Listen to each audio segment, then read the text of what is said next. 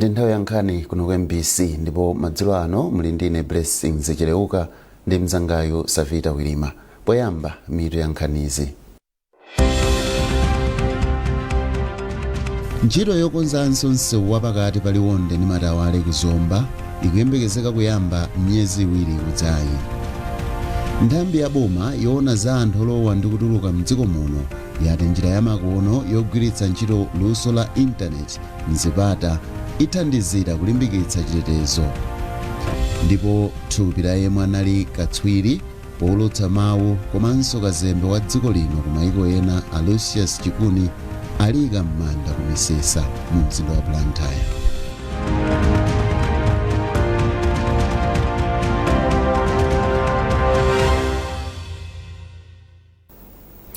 Takulandirani nkhani zathu. Ntchito yokonzanso msewu wapakati pa Liwonde ndi Matawale ku Zomba ikuyembekezeka kuyamba myezi iwiri ikudzayi. Mkulu woona za ntchito zomangamanga ku bungwe la Roads Authority a Joel Longwe ndi wanena izi ku Lilongwe pamwambo otsekula zikalata zochokera kwa makontrakitala oposera 10 omwe akupikisana kuti apatsidwe ntchito yokonza msewuwu. Tili ndi zambiri mlipotire. Mwambo otsekula zikalata zopempha kuti agwire ntchito yomanga msewuwu ukusonyeza chiyambi cha ntchito yokonza msewu ochokera ku Liwonde mpaka ku Matawale ku Zomba omwe ndi wa makilomita okwana 47. Ntchito yokonza msewuwu ndi gawo la ntchito yolimbikitsa kulumikizitsa mayiko akumwera kwa Africa kuti adzitha kumachita ntchito za malonda mosavuta yotchedwa Southern Africa Trade and Connectivity Project. Mkulu woona ntchito zomangamanga ku bungwe la Roads Authority a Joel Longwe ati msewuwu aukonza mwapamwamba potengera ndondomeko zovomerezeka ndi mayiko onse apa dziko lapansi. Msewu wa Liwonde Matawale, as you are aware, is in very bad shape. Msewu wakhalisa chojake bwa panopa kuti tipange rehabilitate. Apart from kupanga rehabilitate msewu manager, tikaso weighbridge. Inanu umene mwaziwa from Liwonde to going towards Zomba. Msanamba kukwera mapira machinga. Chaku left kumene kukhale weighbridge. Cholinga chona kuti tizipanga control overloading. Overloading ndi imene imaononga kwambiri msewu. Mayiko a Malawi ndi Mozambique analandira ndalama zokwana pafupifupi 660 billion kwacha zogwirira ntchito yomanga msewuwu zomwe zikuchokera ku bungwe la World Bank, ndipo ntchitoyi ikuyembekezeka kudzafika kumapeto pambuyo pa zaka ziwiri. Doreen Sonani, MBC, Lilongwe. Gulu la mipingo yosiyanasiyana mdziko muno la Ministers Network International lati Malawi afunika kuti alingalire mozama zomwe wayankhula mtsogoleri wa dziko lino Dr. Lazarus Chakwera ku nyumba ya malamulo zomwe ati ndizothandiza pa chitukuko cha dziko lino posatengera ndale. Mlembi wa bungweri Mbusa Mahau Manda anati mpofunika kuti Malawi agwirizane kuti mfundozi zikwaniritsidwe. Iwo akuyankhula ndi Grant Mohango. Zitukuko zomwe zachitika maboma onse malake pakupitiriza pasogolo dziko ili komanso zitukuko zopambana zimene achitira anthu ake mu dziko lino. Tikuyamika a president chifukwa cha khama lawo lopitiriza pasogolo chitetezo cha zakudya, mwayi wogwira ntchito zomangamanga monga misewu, zitukuko za kwa anthu komanso ngakhale kayendedwe kamudziko lino chifukwa misewu yathu yakhala yapamwamba komanso ngakhale njanji hayibwezeresa. Zonsezo ndi zitukuko zopambana zimene akupitiriza mtsogoleri wathu podziona ndi zofunikira. Kupita pasogolo komwe kwachitika m'madera monga ulimi wothirira, maphunziro, zaumoyo, kulumikizana ndi zomangamanga ndi umboni wa utsogoleri wa masomphenya komanso wokonda anthu. Ena alipo amene sakufuna kuti chenicheni chioneke, chenicheni chidziwike chifukwa cha maonesero azandale. Okay? Alephera kuzindikira bwino zomwe boma ili likuchita. Ndiye chifukwa chake a president athu anakhala pansi nayamba kuyankhula zitukuko zonse zimene zachitika. Ena mwa anthu omwe akupindula ndi ndondomeko ya mtukula pakhomo m'boma la Nsanje ayamikira boma ponena kuti dongosololi likuthandiza kutukula umoyo wawo. Mmodzi mwa anthuwo Naomi Sakhwimbi wati wakwanitsa kumanga nyumba kudzera mu ndalama za mtukula pa khomo. Sakhwimbi wanena izi pomwe nduna yoona zoti pasamakhale kusiyana pakati pa amayi ndi abambo chitukuko cha kumidzi ndi chisamaliro cha anthu a Jean Sendeza anakayendera anthuwo. Charles Pensulo walemba ripotiri. Nduna yoona zoti pasamakhale kusiyana pakati pa amayi ndi abambo chitukuko cha kumudzi ndi chisamaliro cha anthu a Jean Sendeza anakayendera ntchito za chitukuko zosiyanasiyana zomwe boma likugwira mboma la Nsanje. Mwazina Asendeza anayendera anthu omwe akupindula ndi ndondomeko ya mtukula pa khomo. Mmodzi mwa opindulawo Naomi Sakhwimbi yemwe akulera yekha ana kuchokera mmudzi wa Mtolongo mfumu yaikulu Tengani mboma la Nsanje wati ndondomekoyi yathandiza kwambiri pa moyo wake. Koyambirira ninali ni nyumbanga ya maudzu itabwera mphepo ya namondwe wa Fred inagwa. Itagwa nyumba ija ndinakhala ndinalibe pokhala pena paliponse ndinapita kukakhala kwa akulu anga. Ndiyeno zitatuluka programu ya mtukula inapeza kuti dzinanga ija yatuluka. Itatuluka ndinaona kuti ndichanzeru kuti ndiyambe kugula malata. Naguladi malata kuyadikira kuti ndimangise nyumba yanga. Ndalandira katatu kokha basi. Pezeka kuti ndamba kumanga nyumba. Pokhutisidwa ndi izi ndunayi inati ndiyokondwa kamba kuti izi zikukwaniritsa cholinga cha boma chofuna kutukula moyo wa anthu kudzera mu ndondomekoyi. Pamenepa Asendeza atsimikizira anthu mdziko muno kuti boma kudzera ku mabungwe omwe amathandiza dziko lino lipitilira ndi ndondomekoyi kuti ifikire anthu ochiruka. Zaonetsa kuti ena amene angolowa kumene angolandirako katatu kokha koma kwapezeka kuti pomwepa amangakale nyumba. Cholinga cha mtukula pa khomo nchonena kuti munthu aliyense pa khomo pake azionetsetsa kuti nyumba muli chakudya, ana akupita ku sukulu, ali ndi nyumba yabwino, komanso akulowa nawo m'magulu aja ama banking konde kuti ndalama ija izikhala ikupindula pambuyo pake. Pakadali pano mabanja pafupifupi 7,000 ndiwo akupindula ndi ndondomekoyi mboma la Nsanje pomwe adindo akukonza kuti opindula onse azilandilira ndalama zawo kudzera pa foni komanso ku banki popewa zinthu zina zosokoneza. Pofika pano ndondomeko ya mtukula pa khomo ikufikira mabanja 381,000 mdziko muno. Kuchokera kuno ku Nsanje ndine Charles Pensulo. Nthambi ya boma yoona za anthu olowa ndi kutuluka mdziko muno yati njira ya makono yogwiritsa ntchito luso la internet mzipata zolowera ndi kutuluka ithandizira kulimbikitsa chitetezo komanso kufewetsa njira zomwe nthambiyi imagwiritsa ntchito mzipata. Yemwe akugwirizira udindo wa mkulu wa nthambiyi a Fletcher Nyirenda wanena izi kulilongwe pa maphunziro omwe bungwe la International Organization for Migration likuphunzitsa ogwira ntchito mzipata momwe angagwiritsire ntchito njira ya makonoyi. Madalitso Muhango wadza ndi zambiri.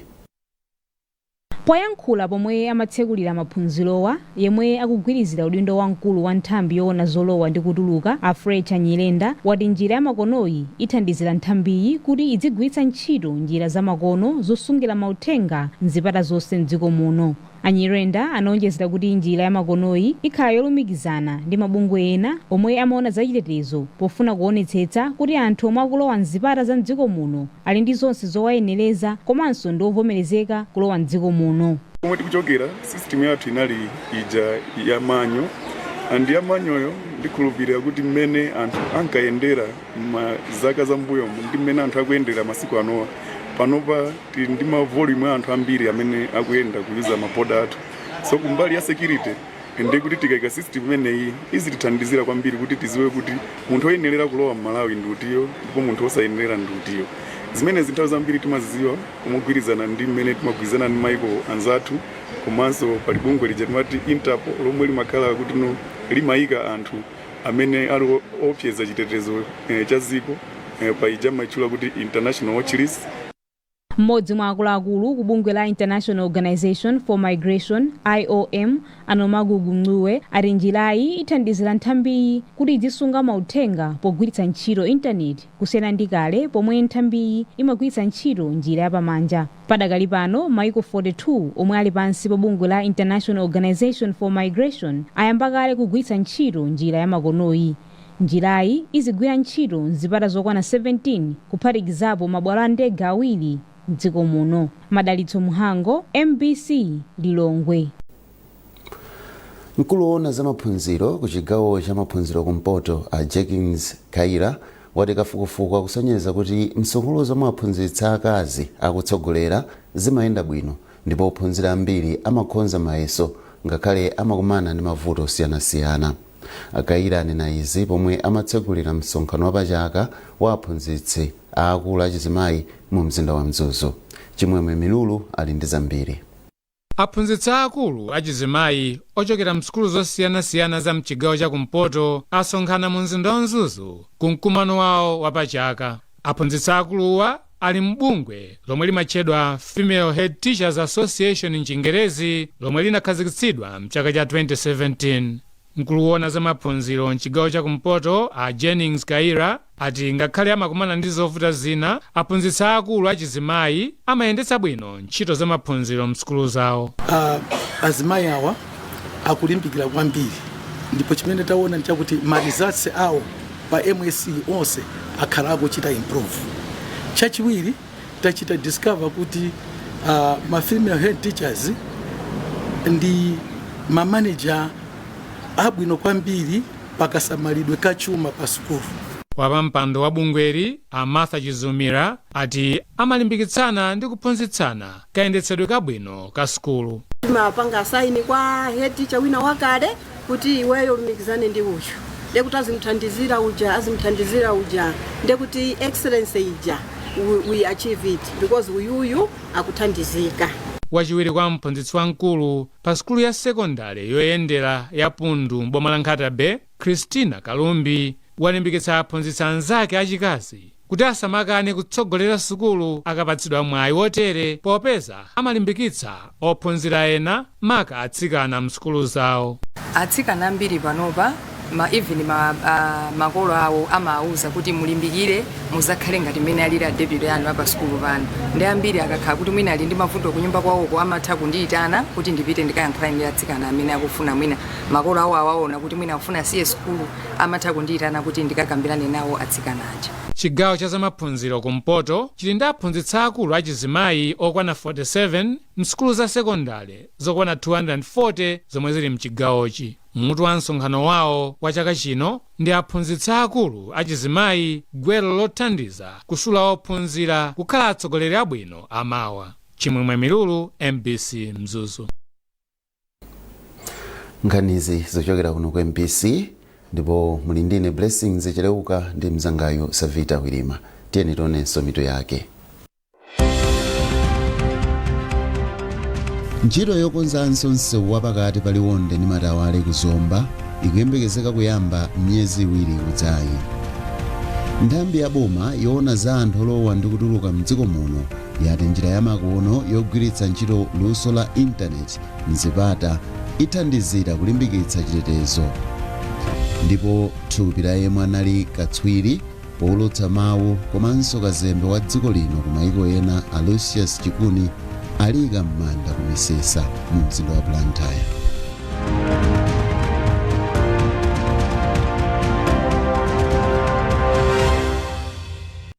Wow, your roof timber trusses look amazing. What's your secret? I only use the best anti-termite products on my timber. I trust Sheldrite Anti-Termite to keep them looking pristine. Sheldrite has a special formula that provides deep nourishment to the wood, protecting it from termites and other wood-boring insects. And the best part? It lasts longer than other brands. And it is also available in a colorless variant. See this? With Sheldrite, the liquid penetrates deep into the wood. But with this other brand, it barely covers the surface. Don't settle for cheap products. Choose Sheldrite. It's the premium choice. Sheldrite, the very best.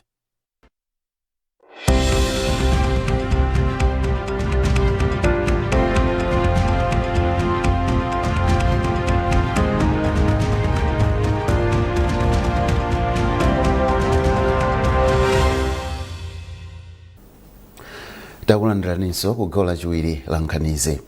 Bungwe la Center for Social Accountability and Transparency lakhazikitsa ntchito yatsopano m'boma la Mangochi yomwe lidzigwira ndi achinyamata kuti asamatenge nawo gawo muziwawa chifukwa cha ndale. Mmodzi mwa akuluakulu ku bungweli a Albert Lukaka ati ali mchikhulupiriro kuti mu nthawi yomwe adzigwira ntchitoyi achinyamata mbomali asankha kukhala okhazikika pa mtendere osati ziwawa zomwe zipangitse kuti chisankho chomwe chichitike mdziko muno mwezi wa Septembala chaka chino chidzakhale cha bata. Dave Uma ali ndi nkhani yonse. Malingana ndi bungwe la Center for Social Accountability and Transparency CSAT, kwa nthawi yayitali achinyamata mdziko muno akhala akugwiritsidwa ntchito ngati zida zokolezera ziwawa pa zifukwa za ndale. Bungweli lati ichi nchifukwa chake lakhazikitsa ntchitoyi m'boma la Mangochi monga limodzi mwa maboma omwe mumachitika ziwawa chifukwa cha ndale.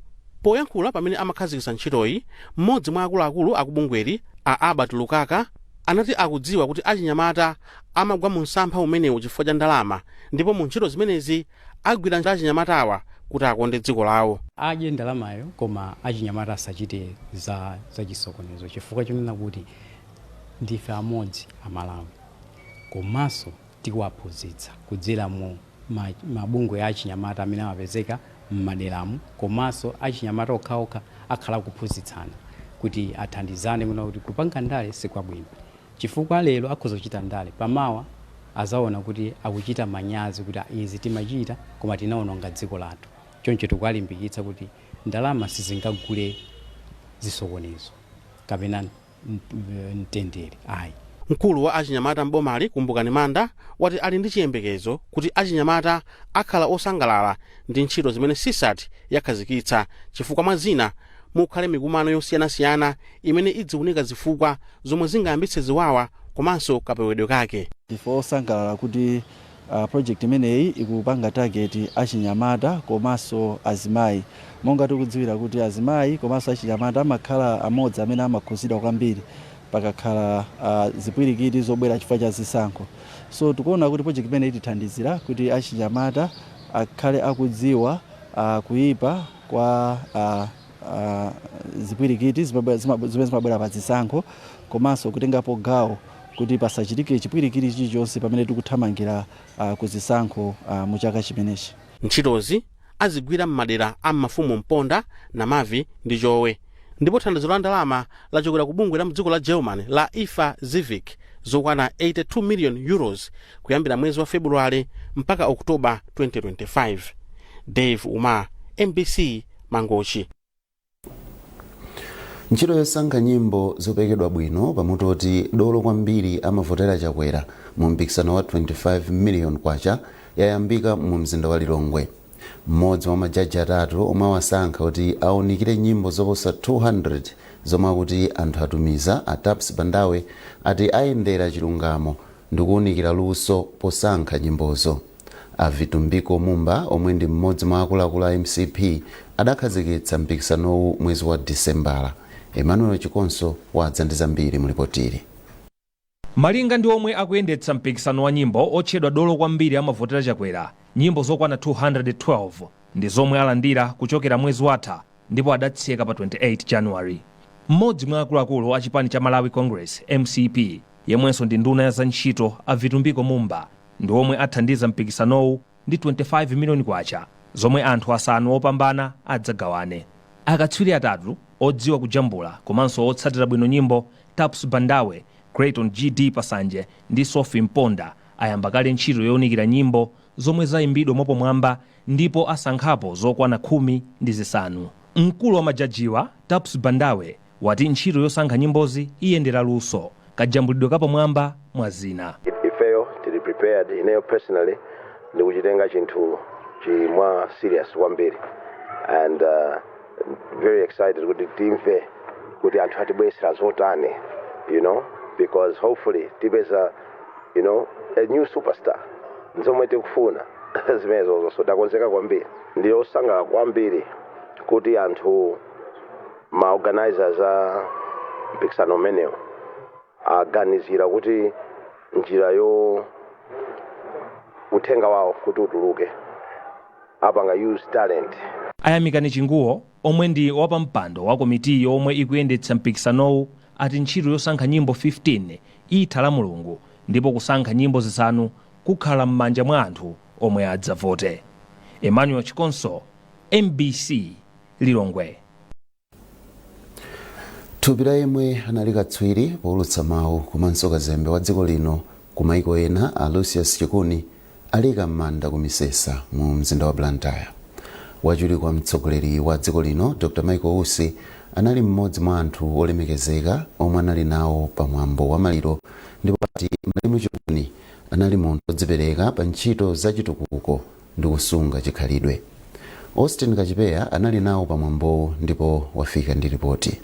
Anthu ochokera m'madayosisi asiyana ophatikizapo wachiwiri kwa mtsogoleri wa dziko lino Dr. Michael Usi, President wakale Dr. Joyce Banda, nduna zaboma zakale, anthu ogwira ntchito zaboma, atsogoleri azipembedzo ndi andale anafika kwa Vumbwe m'boma la Tcholo kudzapereka ulemu wawo otsiriza kwa thupi la Malemu Lucius Chikuni, yemwe anali katswiri pa nkhani zolutsa mawu komanso kazembe, omwe anamwalira lolemba pa chipatala cha Moyo Wathu mu mzinda wa Blantyre. Nduna yakale yofalitsa nkhani komanso mwini wake wa Zodiac a Gospel Kazako anati Achikuni anali munthu yemwe anali ndi luso lapadera pa nkhani yolutsa mawu komanso odzipereka pa ntchito. Ndipo m'mawu ake wachiwiri kwa mtsogoleri wa dziko lino Dr. Michael Usi anati dera lililonse lili ndi udindo wonetsetsa kuti anthu amdera lawo ali ndi khalidwe labwino lomwe lingathandizire kuti adzakhale nzika zodalirika ndi kutenga nawo mbali pa nkhani zachitukuko.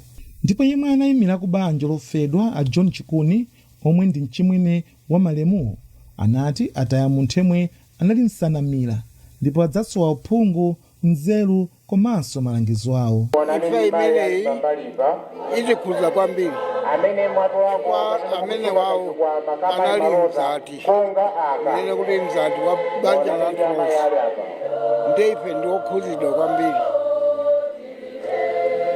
chifukwa amene wawo anali mzati.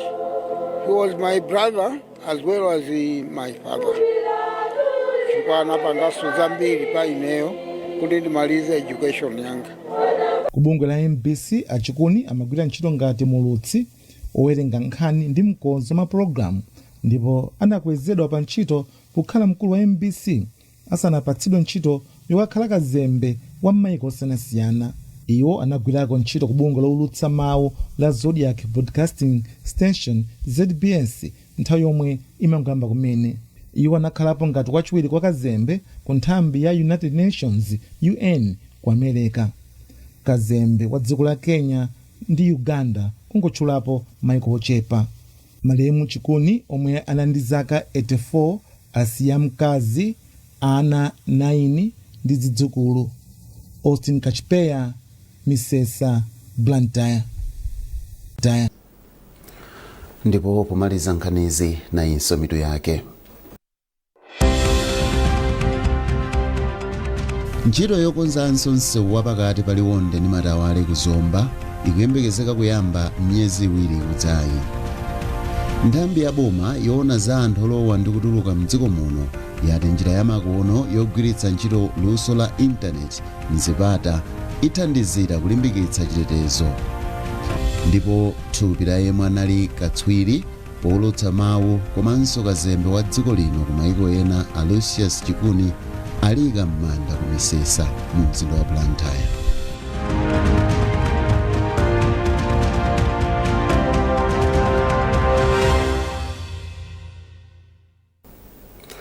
Pezani nkhanizi ndi zina zambiri popita pa mbc.mw kapena MBC Digital pa Facebook, Instagram komanso X.